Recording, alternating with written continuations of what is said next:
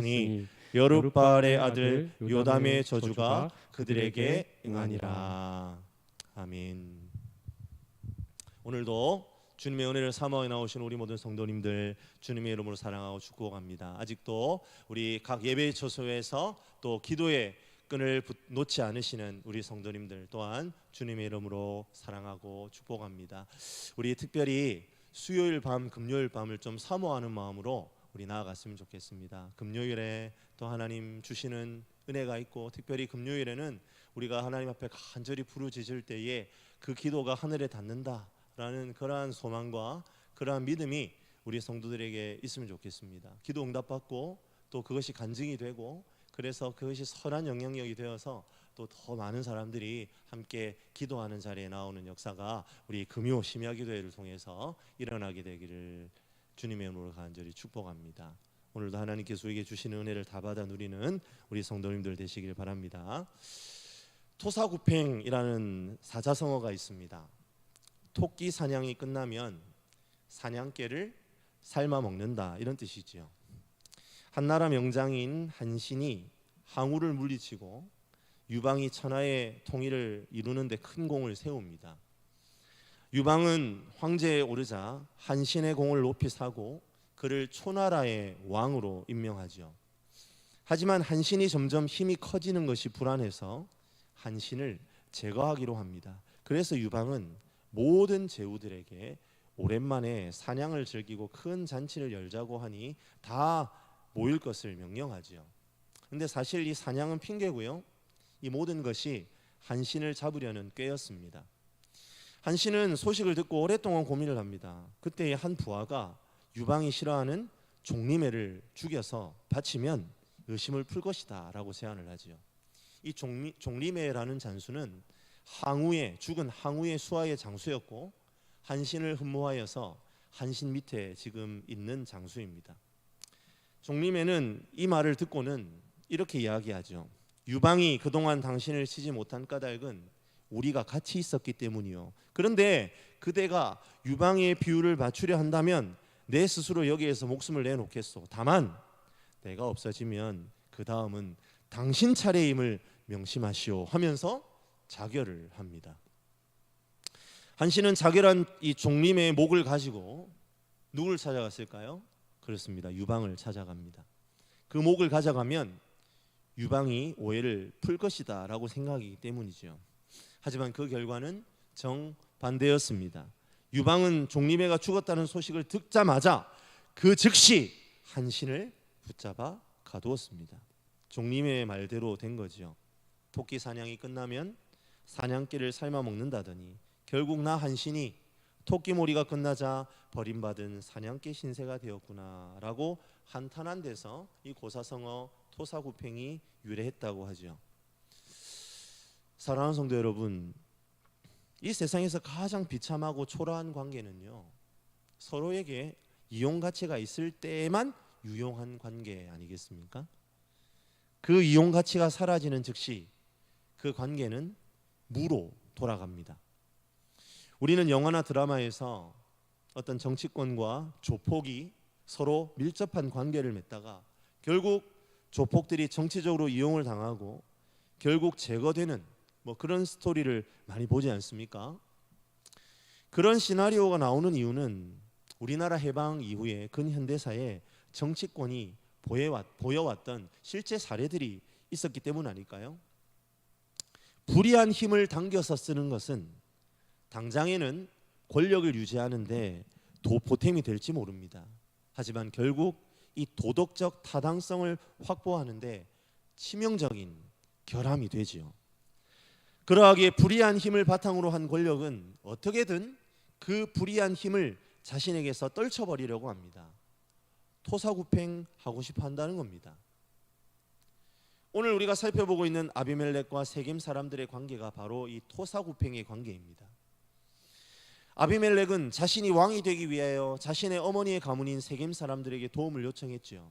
하지만 어느 정도 시간이 지나서 이스라엘의 왕으로 인정받기 시작하자 세겜 사람들과 거리를 두고 싶었습니다. 하지만 세겜 사람들은 그러한 아비멜렉의 태도가 마음에 들지 않고 결국 다른 우두머리를 세워서 아비멜렉을 배반하고 전쟁을 치르게 되죠. 우리는 이러한 모습을 통해 두 가지의 교훈을 얻게 됩니다. 첫 번째로 생각해야 되는 것은 무엇입니까? 첫 단추에서부터 불의를 용납해서는 안 된다라는 교훈이고요. 두 번째는 불의를 용납해서 시작된 일은 반드시 하나님의 조용한 심판을 마주할 수밖에 없다는 겁니다. 하나님이 그 은혜를 걷어가 버리셔서 서로 자중질환이 일어나 멸망의 길을 갈 수밖에 없는 지경에 이르게 된다는 겁니다. 불의를 용납할 때 말이죠.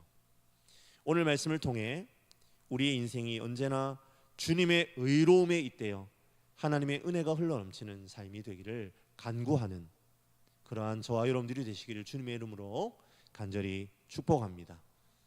오늘 말씀 함께 읽은 본문 22절부터 24절은 아비멜렉과 세겜 사람들의 사이의 관계가 망가졌다라는 것을 우리에게 보여줍니다. 우리 함께 22절입니다. 한 목소리로 같이 읽습니다.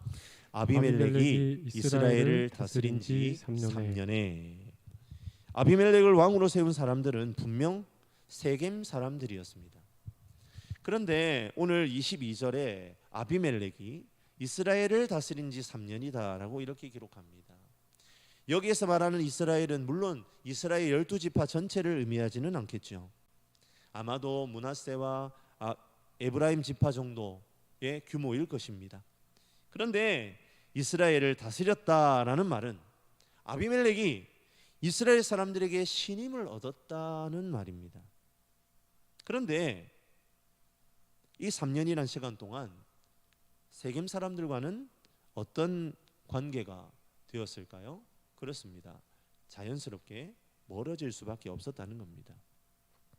사실 이스라엘 사람들은요, 왕을 세워서 자신들의 생활이 안정적으로 보호받기를 원했습니다. 자신들의 이 죄의 사이클이 계속 반복되기 때문에 하나님께서 벌을 내리시는 것이다라고 생각하지 않았어요. 오히려 자신들을 압제하는 이방 나라가 왕이 있기 때문에 힘이 있고 자신들을 공격하는 것이다, 그렇게 생각을 했습니다. 그래서 자신들도 자신들을 보호해줄 보호자, 왕이 필요했다, 왕이 있어야겠다라고 생각했다는 겁니다. 그들은 기드온이 살아있을 때에도 거듭하여 왕이 되어주세요, 그리고 당신의 아들들도 우리를 다스려주세요, 그렇게 요구했지만 기드온은 결코 왕이 되지 않겠다라고 했습니다. 아들들도 마찬가지라고 했어요. 그런데 기드온이 죽은 다음에 아비멜렉이 상황을 딱 보니까 이스라엘 백성들의 왕으로 자신이 충분히 될 수 있겠다라는 생각을 한 거예요. 원래 기드온 집안에서 왕이 나오기를 원하는 것은 다름 아닌 이스라엘이 먼저였잖아요. 그래서 자신을 선택할 수밖에 없도록 내가 작업을 잘하기만 하면, 작전만 잘 짜면 모든 것이 그냥 넝굴째로 굴러 들어오겠다라는 생각을 한 겁니다. 그래서 외척을 등에 입고 바알머니를 통해 불량자들, 지금으로 치면 조폭 같은 사람들이겠죠. 조폭 같은 이들 용병으로 사서 군대를 조직하는 겁니다. 그리고 제일 먼저 한 일이 무엇입니까? 그렇습니다. 기드온의 남은 자식들을 모조리 다 죽이죠. 왜 그렇게 했을까요? 지금 이스라엘 사람들은요, 왕에 목말라 있습니다. 그러니 모든 옵션이 사라지게 만들어야 한다라고 생각한 거예요. 모조리 70명의 아들을 다 죽여버리면 자기 혼자 남으니까 당연히 이스라엘 백성들도 자신을 대우할 것이다라고 생각한 겁니다. 이스라엘 사람들 중에 아비멜렉이 기드온의 아들을 죽였다는 사실을 몰랐을 가능성이 높습니다. 아마도 세겜 사람만 동원을 해서 은밀하게 숙청 작업을 감행했기 때문이겠죠. 그러니 이스라엘이 아비멜렉을 3년 동안이나 신뢰하면서 그를 왕으로 인정한 것 아니겠습니까? 이스라엘 백성들은 아멜렉의 만행을 모른 채, 아니 어쩌면 알면서도 모르는 척하면서 아비멜렉을 왕으로 모신 겁니다. 아비멜렉 입장에서도 비록 세겜의 이 희위 족속을 등에 업고 내가 세력을 키운 인물이지만 그래도 뭐가 낫습니까? 이스라엘의 왕으로 불리는 게 훨씬 낫죠. 그러니 그는 자신의 온 정신을 이스라엘 쪽으로 기울일 수밖에 없었습니다. 그래서 세겜 사람들이 자연스럽게 자신들이 아비멜렉에게서 소외되고 있다라고 여겼을 겁니다. 그래서 결국 23절에 세겜 사람들이 아비멜렉을 배반하게 됩니다. 우리 23절 말씀도 같이 한번 읽어볼까요? 같이 읽습니다.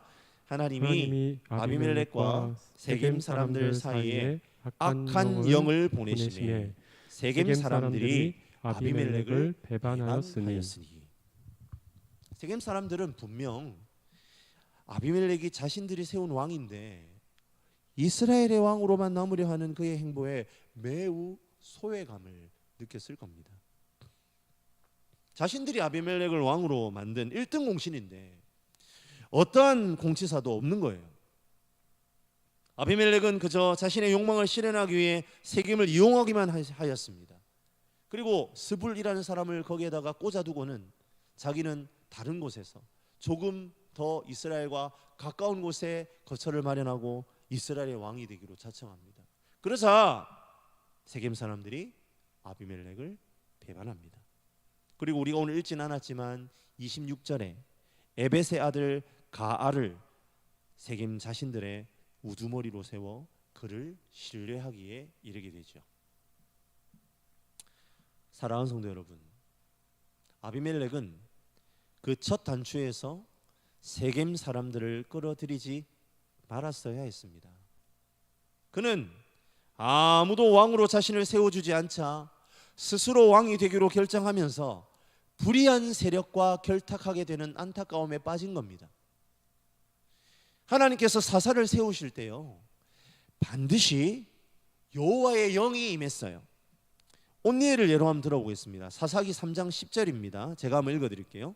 여호와의 영이 그에게 임하였으므로 그가 이스라엘의 사사가 되어 나가서 싸울 때에 여호와께서 메소포타미아 왕 구산 리사다임을 그의 손에 넘겨주심에 온니엘의 손이 구산 리사다임을 이기니라. 어떻습니까? 온니엘이 이스라엘의 사사로 세워지니까 여호와의 영, 즉 성령이 임했습니다. 온니엘뿐만 아닙니다. 앞선 모든 사사들에게 사사로 세워질 때 성령이 임합니다. 구약시대는 우리 신약시대하고 달라서 성령이 항상 믿음의 사람과 함께하지 않습니다. 신약시대는 우리가 예수 그리스도께 승천하시고 나서 또 다른 보혜사인 성령이 우리에게 오셨기 때문에 우리 성도 각자를 처소 삼으시고 우리 가운데 내주하시기 때문에 우리는 늘 여호와의 영과 함께하는 거예요.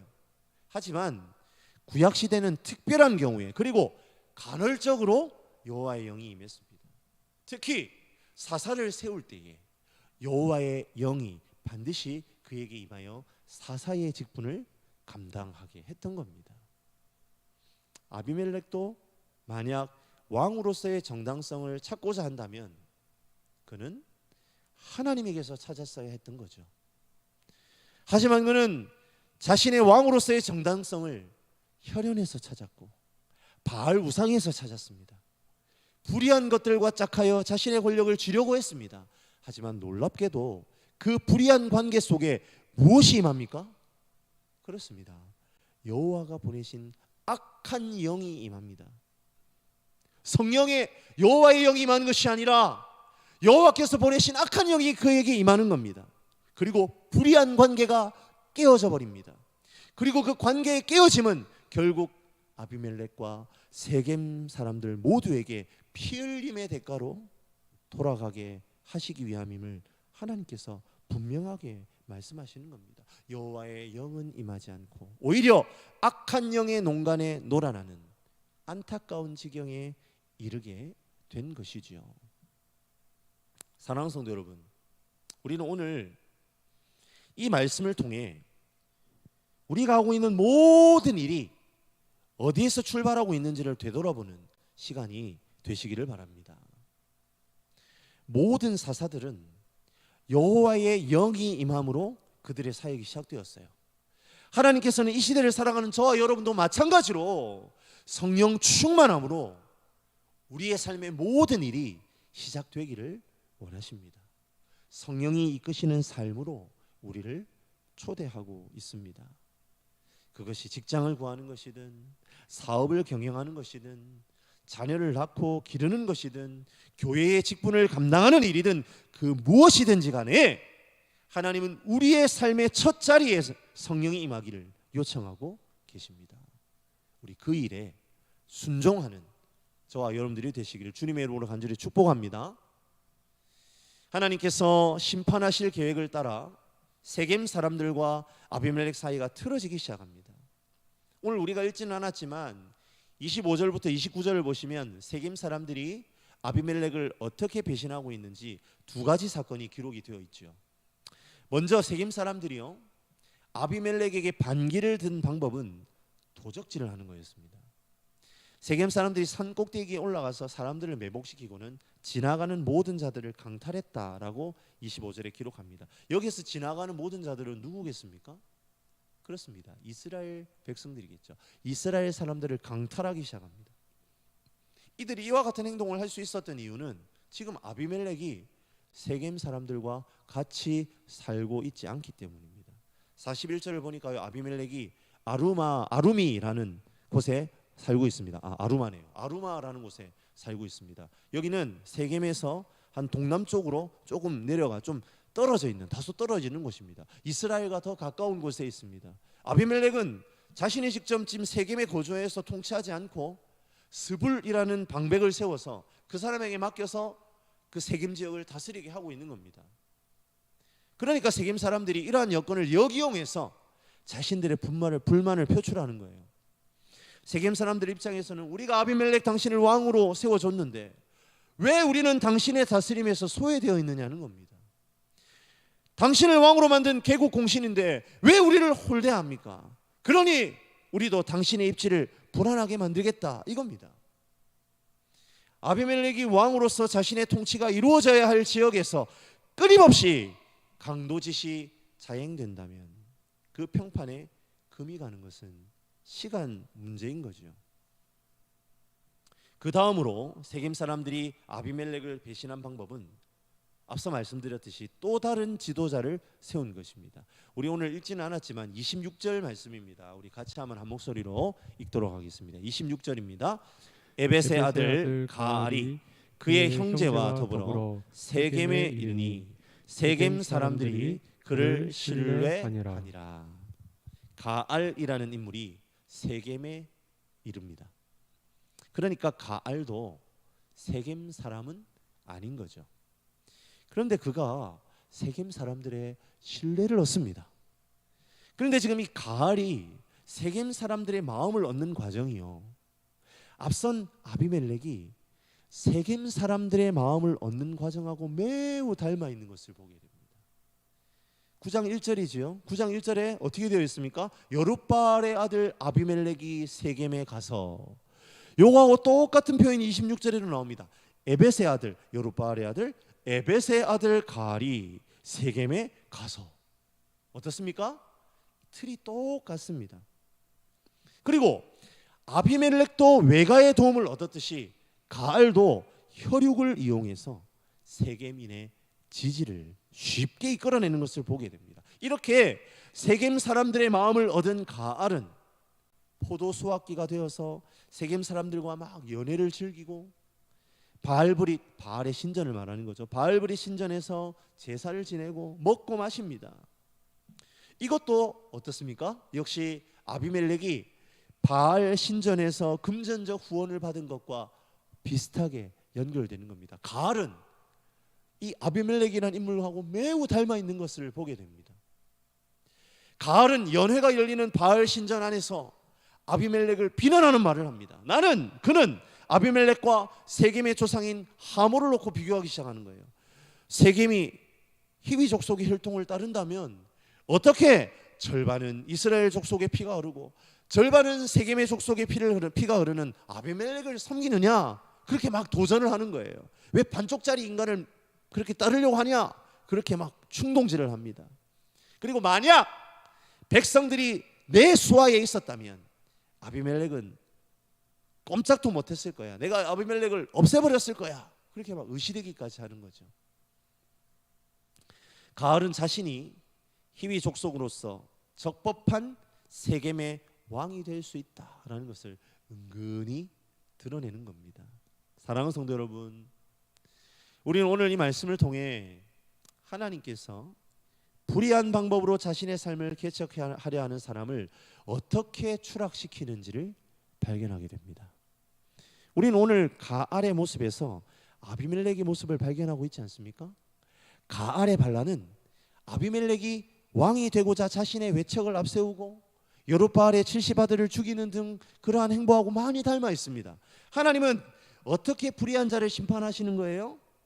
그렇습니다. 자신이 저질렀던 그 불의한 방법대로 고스란히 당하도록 만드시는 거예요. 그러하게 하나님의 거룩한 백성인 성도 그리스도인들은 결코 불의와 타협해서는 안 됩니다. 그 이유는 너무나 명백합니다. 우리가 불의로 시작한 일에 대해 하나님은 고스란히 불의로 당하게 만드시기 때문입니다. 불법적인 방법으로 세력을 모으고 누군가를 밟고 일어나는 방식으로 잘 되는 일은 결코 하나님이 기뻐하시는 일이 될 수 없습니다. 하나님은 그러한 자들에게 하나님의 은혜를 거두어 가버리십니다. 그래서 하나님이 뭔가 손을 쓰지 않아도 그냥 자연스럽게 망하게 된다는 겁니다. 불의한 방법으로 일을 시작한 사람들 말이죠. 늘 하나님이 기뻐하시는 방법으로 시작하고 우리의 모든 삶을 경영해가는 저와 여러분들이 되시기를 주님의 이름으로 간절히 축복합니다. 가알과 세겜 사람들이 결탁해서 세력을 만들어가는 모습을 아비멜렉은 모두 보고받고 있었어요. 세겜 지역에 누구를 딱 박아놨습니까? 그렇습니다. 스불이라는 방백을 딱 꽂아두었단 말입니다. 스불이 모든 것을 보고 모든 것을 다 알아냅니다. 아비멜렉은 다 보고를 받고 있기 때문입니다. 스불은 가알이 눈치채지 못하도록 지금 아비멜렉을 돕는 거예요. 아비멜렉은 스불의 조언대로 밤에 군대를 배치해서 동틀 때에 기습하여서 가알과 그의 작당들을 무찌릅니다. 그런데 아비멜렉이요, 그냥 그들만 무찌르고 가알은 도망가거든요. 그리고 거기서 그쳐야 되는데 멈추지 않습니다. 가알에게 동조했던 세겜 사람 전체에 대해 복수를 감행합니다. 여기에는 군사와 민간인 구분 없습니다. 무차별적 사륙이 벌어집니다. 가알이 도망가고 이튿날이 되었습니다. 세겜 사람들은 이제 자신들의 일상적인 하루를 시작하기 위해서 성 밖으로 나와서 밭에 일하러 들어갑니다. 그런데 세 대로 나누어 밭에서 매복하고 있던 아비멜렉의 군사들이, 세겜 사람들이 밖으로 나오기만을 기다리고 있던 그 군사들이 일제히 돌격하여 그들을 죽여버립니다. 그리고 세겜성을 헐어버리고 그 위에 소금을 뿌립니다. 사랑하는 성도 여러분, 자신이 왕이 되는데 가장 중요한 역할을 했던 세겜 사람들 아닙니까? 이튿날 아비멜렉의 손에 의해 죽었던 세겜 사람들은 가알의 반역에 가담하지 않았던 무고한 사람들입니다. 가알과는 상관이 없는 사람들입니다. 하지만 하나님께서는 이들의 죽음에 대해 24절에 어떻게 평가를 내리고 있습니까? 우리 24절입니다. 같이 한번 한 목소리로 읽어볼까요? 이는 여룻바알의 아들 70명에게 저지른 포악한 일을 갚되 그들을 죽여 피 흘린 죄를 그들의 형제 아비멜렉과 아비멜렉의 손을 도와 그의 형제들을 죽이게 한 세겜 사람들에게로 돌아가게 하심이라. 토사구팽이죠. 아비멜렉을 왕으로 세웠던 세겜 사람들이 이제 세겜의 손에 의해 토사구팽 당했습니다. 그런데 사랑하는 성도 여러분, 그 정도의 수준으로 이 상황을 해석할 수 없다는 겁니다. 성경의 해석은 그것을 뛰어넘습니다. 하나님께서 친히 여룻바알의 7명의 아들, 70명의 아들들의 피와 세겜 사람 그 피 흘린 죄에 대해서 누구에게요? 세겜 사람들에게 책임을 물으신 것이 누구의 손에 의해서? 아비멜렉의 손에 의해서 이루어졌다는 겁니다. 그것이 바로 하나님의 공의의 결과물입니다. 우리는 이러한 하나님의 공의를 두려워해야 합니다. 하나님은 결코 악을 허용하시는 분이 아닙니다. 하나님은 악한 자들의 불의에 대해 똑같이 그 불의로 갚으십니다. 우리가 결코 불의에 발 담그지 말아야 할 이유가 여기에 있는 것이죠. 아비멜렉은 세겜 사람들을 치는 것으로 만족하지 않았어요. 그는 눈을 세겜 망대로 돌려서 그곳에 있는 사람들까지 응징하려고 합니다. 오늘 우리가 읽진 않았지만 46절부터 49절까지의 내용이 그것이죠. 세겜 망대의 사람들은 세겜성에서 떨어져 있는 망대 근처의 거주자들입니다. 앞선 9장 6절에 등장하는 밀로 족속과 동일한 무리로 보는 학자들이 대부분입니다. 아비멜렉이 가알의 일로 인해서 무고한 세겜성 주민들을 다 죽였어요. 그 소식을 전해들은 이 세겜 망대 사람들이 두려웠답니다. 그리고 아니나 다를까 지금 아비멜렉이 자신들을 죽이려고 온다는 소식을 듣고 급히 엘브릿 신전 안으로 피신을 합니다. 그들이 숭배하는 신의 성전이죠. 아비멜렉은 성전 안으로 들어가는 것을 확인하고는 손에 도끼를 들고 살몬산으로 올라가서 나무를 베기 시작합니다.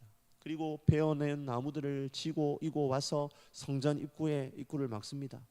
계속 베어다 놓으면서 자신의 수하들에게도 야, 내가 이렇게 하는 것처럼 빨리 따라해 하면서 많은 사람들이 많은 장작을 구해오게 해서 어떻게 합니까? 쌓아 올린 장작 더미에 불을 놓아버립니다. 세겜 망대에 있는 사람들이 다 불타 죽습니다. 그 인원이 1000명이었더라고 말씀은 기록하죠. 어떻습니까 여러분? 너무나 무자비하지 않습니까? 자신에게 반기를 들었다는 이유 하나만으로 아무런 죄도 없는 민간인들까지 학살하고 있는 아비멜렉의 모습을 봅니다. 이러한 아비멜렉의 모습에서 인간 왕의 한계를 봅니다. 인간의 죄된 본성은 늘 명예와 권력욕에 굶주려 있습니다. 그런데 문제는 명예와 권력을 어느 정도 차지하게 되어도 거기에 대한 만족을 모른다는 거예요. 아비멜렉은 자신의 권력을 쟁취하는 데 세겜 사람들의 도움을 받았습니다. 하지만 자신은 정작 이스라엘의 왕으로 대우받고 싶었습니다. 그래서 세겜 사람들은 자신들의 뒷전으로 밀려났다라고 생각을 한 거예요. 세겜 사람들이 반기를 든 이유가 거기에 있지 않았습니까? 그런데 어떻습니까? 아비멜렉은 이것을 기회로 이용하려 하였습니다. 그래, 나에게 반기를 들었다 이거지. 이번 기회에 내가 확실하게 세겜과 손절하리라. 내가 이제 진짜 이스라엘 왕이 되어 보리라. 자신의 행동은 돌아보지도 못한 채 자신의 권력욕에 눈이 멀어서 결국 잔인한 행동으로 이어질 수밖에 없었던 겁니다. 분명 세겜 입장에서는 이유가 있는 배반이었습니다. 그러나 아비멜렉은 도무지 용납할 수 없었습니다. 자신이 이스라엘 전체의 왕이 되는데 걸림돌이 된다고 생각했습니다. 그러니 이번이 기회다. 이것이 기회다. 모두 몰살해 버리리라. 그리고 자신의 권위를 드높이려 한 것입니다.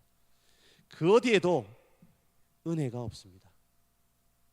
진정한 왕이라면 넓은 품으로 품을 수 있어야 합니다. 하지만 아비멜렉에게 그런 넓은 마음 없습니다.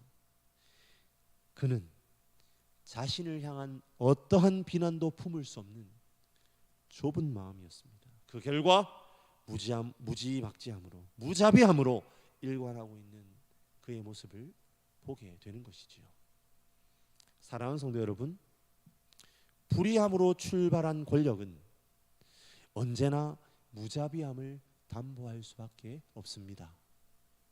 그러한 권력은 자비, 은혜 없습니다.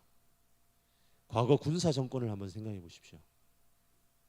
그들이 권력을 얻는 방식부터 불의했습니다. 그 권력은 점점 폭력적으로 변하고 많은 사람들의 목숨을 담보하여 유지되었습니다.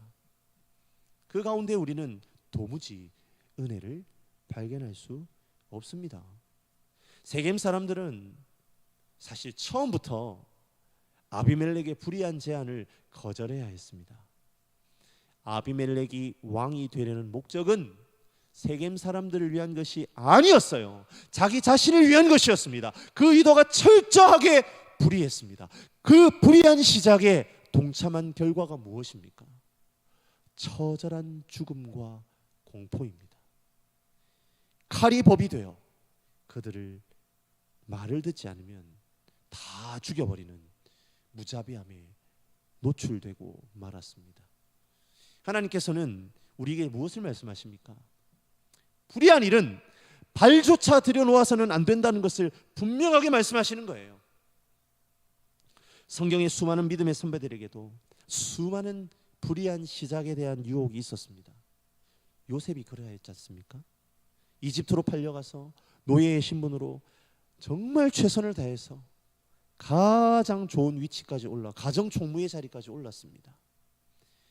그때 불의한 시작에 대한 유혹이 일어나요. 보디발의 아내가 유혹합니다. 눈 한번 탁 감고 일신의 평안이 임할 것 뻔합니다. 하지만 요셉은 그 자리를 박차고 나갑니다. 결국 누명을 쓰고 옥에 갇혔지만 하나님께서는 불의를 선택하지 않은 요셉에게 은혜를 더하여 형통케 하십니다. 사랑하는 성도 여러분, 불의를 거절할 때, 불의를 거절할 그때가 바로 하나님의 은혜를 얻을 기회임을 잊지 마시길 바랍니다. 하나님께서는 우리에게 무엇을 말씀하십니까? 우리가 어떠한 것도 어떠한 불의도 용납하지 않기를 원하십니다. 이 밤에 하나님께서 저와 여러분에게 묻고 계십니다. 우리는 불의한 시작을 거절하는 삶을 살고 있는지 묻고 계십니다. 정결한 삶을 유지하기 위해 몸부림치고 있는지 묻고 계십니다. 그리고 약속해 주십니다. 불의를 거절하는 일에 손해보는 일인 것 같고 도저히 이 세상에서의 삶을 유지하는데 도움이 안 될 것 같지만 결국에는 그 결단이 나를 살린다는 것을 말입니다. 그 결단이 나를 은혜의 자리에 머물게 한다는 사실을 기억하는 저와 여러분들이 되시기를 주님의 이름으로 간절히 축복합니다. 말씀을 맺겠습니다. 56절과 57절은 결국 불의한 시작을 거절하지 못한 아비멜렉과 세겜 사람들의 말로가 결국 하나님이 갚으신 것이다 라고 평가합니다. 여기에서 이 갚으셨다라는 히브리 동사를 직역하면 돌아오다가 됩니다. 그들은 결국 자신들의 불의가 자신들에게 돌아온 것입니다. 그 결과 죽음이고 멸망입니다. 저와 여러분은 그러면 어떻게 하면 옳을까요? 그렇습니다. 악행이 나에게 쑥 돌아오지 않도록 하나님의 은혜를 사모하여 주님이 기뻐하시는 선택을 해야 합니다. 언제나 나의 삶의 첫 자리를 하나님께 내어드리는 지혜가 요구됩니다. 내가 주인이 아니라 하나님이 주인이라는 사실을 늘 인정하여 드리고 나의 선택과 결정권을 주님께 내어드려야 합니다. 나 스스로 왕이 되기를 갈망하는 불의한 시작에 한 발짝도 내딛어서는 안 됩니다. 매 순간 나의 주님만이 왕 되신다는 겸손의 자리로 되돌아감으로 말미암아 늘 하나님께서 은혜로 갚아주시는 삶을 소망하는 저와 여러분들이 되시길 주님의 이름으로 간절히 축복합니다. 불의를 선택하여 멸망에 이르는 삶이 아니라 하나님의 의로움을 선택함으로 불의를 거절함으로 늘 하나님의 은혜를 누리고 영생에 이르는 기회를 매 순간순간마다 얻어 그 삶을 살아내는 저와 여러분들이 되시기를 간절히 바랍니다. 주님만이 왕이시며 왕 되신 주님의 통치 안에서만 참된 은혜가 있음을 기억하는 저와 여러분들이 되시기를 주님의 이름으로 간절히 축원합니다.